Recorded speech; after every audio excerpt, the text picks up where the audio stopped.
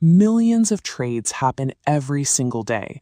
If you try to process market behavior by looking at the raw data, you get a chaotic, unreadable stream of changing numbers. For decades, tracking this information meant standing next to an antique stock ticker machine and manually reading an endless paper tape of quotes. Finding a macro trend in that pile of paper was nearly impossible. The solution is to translate those numbers into a visual geometry.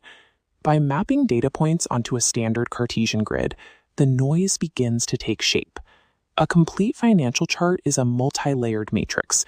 It records the actual price action, the volume of shares changing hands, and the active participation of the market.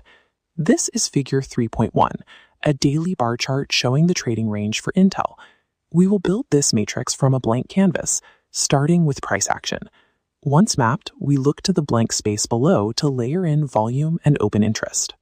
Before you can successfully apply indicators or forecast a trend, you have to master the construction of this basic visual framework.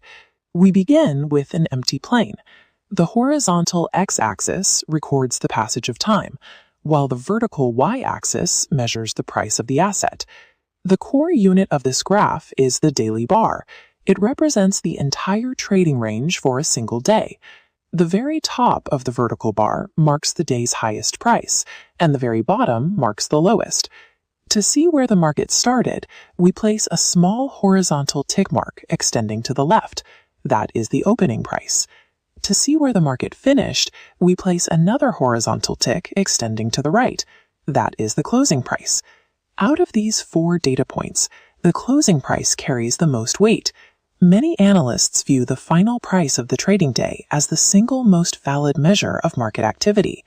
This chart shows what happens if you focus exclusively on that closing price. In Figure 3.2, you get a line chart, which plots only the final prices and connects them with a solid line. If we go back to the full 4 data points, we can visualize them differently to emphasize the relationship between the open and the close. This is a Japanese candlestick, which draws a wider section called the real body squarely between those 2 specific prices. The color of that real body tells you instantly who won the day. If the close is higher than the open, the body is left white. If the close is lower, it is colored black. Whether you utilize lines, standard bars, or candlesticks, the visual format you select immediately filters the raw data, highlighting different types of market sentiment. Knowing the price movement is necessary, but it lacks context. An analyst needs to measure the physical effort driving that movement to confirm if a trend has real backing. This is Figure 3.7, showing how we measure that effort.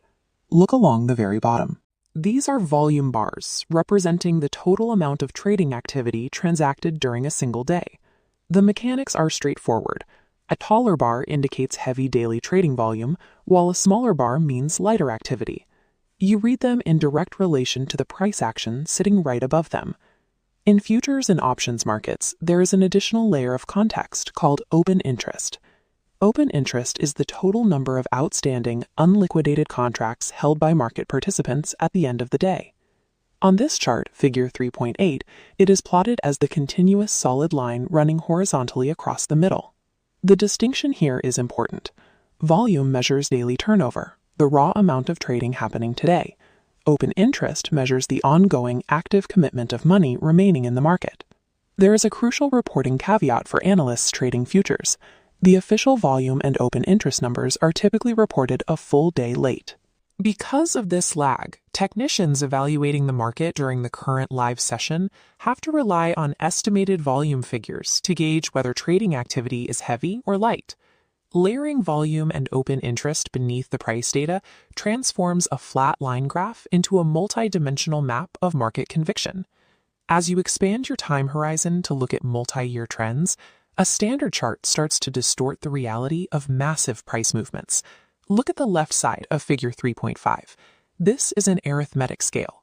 The vertical distance represents an equal, absolute unit of price change, moving up in perfectly even increments.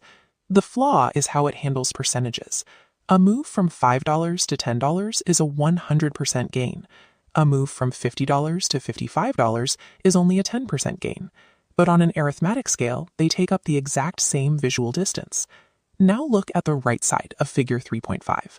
This is a logarithmic scale. Instead of absolute dollar values, it measures percentage changes. Notice how the physical distance between the numbers shrinks as the scale ascends. Under log scale geometry, a 100% increase from 10 to 20 occupies the exact same vertical space as a 100% increase from 40 to 80. To see why this matters, look at figure 3.6. We have the same 3-year asset plotted side by side. On the log chart on the right, the macro uptrend line perfectly traces the lows. On the arithmetic chart on the left, that exact trend line appears completely broken. Geometric scaling is not an aesthetic choice. Over long periods, it mathematically dictates whether an analyst sees a major trend as intact or invalidated. We can also adjust the horizontal axis. Daily charts are incredibly detailed, but if you are trying to analyze a multi-year macroeconomic trend, they contain too much static. We fix this through time compression. By taking the data of 5 individual daily trading sessions, we can merge them together into a single comprehensive bar that records the entire week's extreme high, low, open, and close. This chart shows the result. In figure 3.9, we see a weekly chart of the US dollar index. By compressing the data, it cleanly visualizes up to 5 years of price action on a single screen. If we compress the data again into a monthly format, as seen here in figure 3.10, the view expands even further, allowing an analyst to view up to 20 years of continuous history at once. By zooming out and compressing time, you filter out the noise of random daily fluctuations and expose the true historical trajectory of the asset. When we bring all of these pieces together, we arrive at figure 3.8. This is the complete matrix, integrating the price action, the volume, and the open interest into a single unified view. In the upper section, the daily trading ranges and closing prices establish a clear direction of market sentiment. Directly underneath, the rising or falling open interest line, paired with the daily volume bars, verifies the physical capital backing that sentiment. You control the scoop of this information by adjusting the price scale for percentage moves or compressing the time axis to smooth out the noise. But it is important to remember exactly what you are looking at. A properly constructed chart is a precise historical record. The chart itself does not predict the future. It simply takes a chaotic stream of raw data and organizes it into a readable geometry.